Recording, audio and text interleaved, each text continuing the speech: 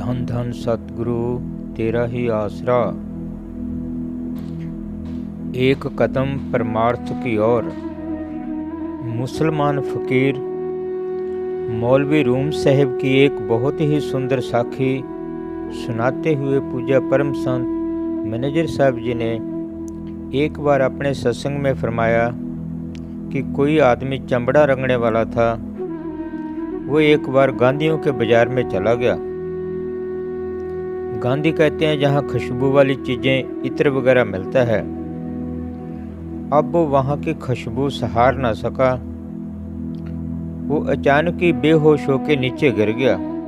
काफ़ी लोग इकट्ठे हो गए। कोई कहे दौरा पड़ गया, कोई कहे चक्कर आ गया, कोई कहे मिर्गी का दौरा है। पता किया कि ये आदमी कौन है और कहाँ का रहने वाला है, तो पता चला कि फलाने इलाके का चमड़ा रंगने वाला ये आदमी है। वहाँ सुनेहा भेजा कि ऐसे करके तुम्हारा एक आदमी गिर गया है, उसको आके ले जाओ। तो वहाँ से कई आदमी आए। उनमें से एक आदमी काफ़ी सियाना था।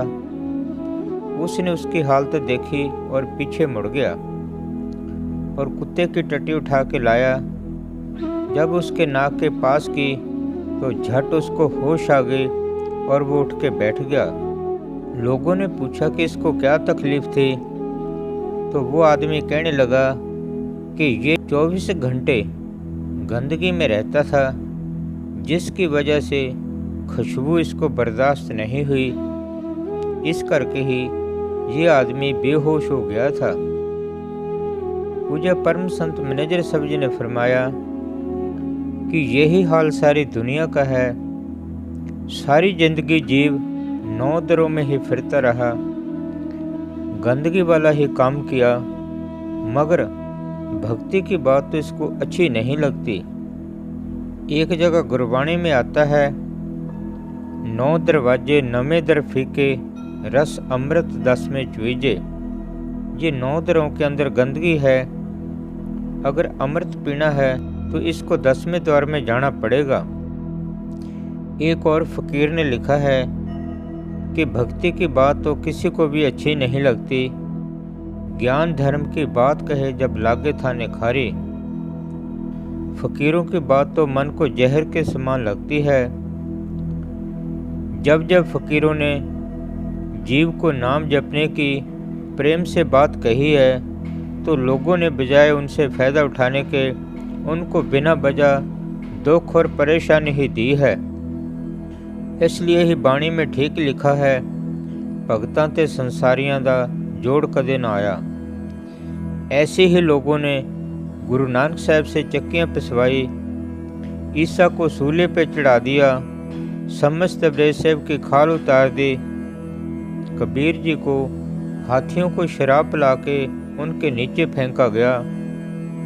6वें पातशाह गुरु अर्जन देव जी महाराज को तत्तियों तवियों पर बिठाया गया। इन गुरु साहिबानों का एक ही कसूर था कि वो भजन सिमरन करने को कह रहे थे। बाहरमुखी कर्म कांडों से ख्याल निकाल के अंतर्मुखी ख्याल जोड़ने को कह रहे थे, मगर ऐसे लोगों के पेट पे लात लगती थी। जो उन्होंने बाहरमुखी भक्ति के नाम पे दुकानदारियां चला रखी थी, उनका बंद होने का डर था।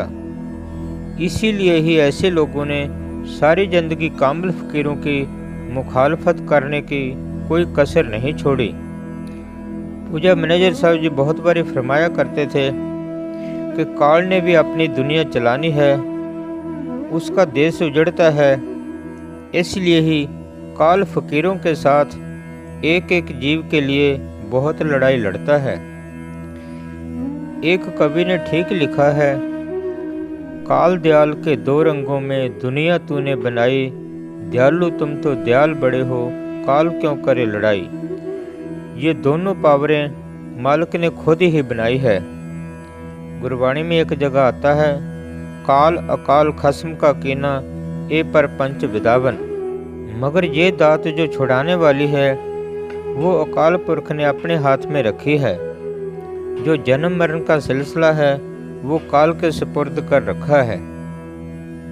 इसलिए ही गुरबाणी में एक जगह आता है, खंड पताल दीप सब लोआ, सब काले वश आप प्रभ किया, निश्चल एक आप विनाशी, सो निश्चल जो तेसे ध्याइंदा। इसलिए ही जो भक्ति की दौलत है वो हरेक जीव के हिस्से में नहीं आती। जिसके अंदर सच्ची तड़फ होएगी, सच्ची लगन होएगी, वही फकीरों की शरण में आता है। कई बार पूजा मैनेजर साहब जी फरमाया करते थे कि ये चीज़ बिना नसीबों से नहीं मिलती, लल्लू पंजू तो डेरे में भी नहीं आ सकता। धन धन सतगुरु तेरा ही आसरा।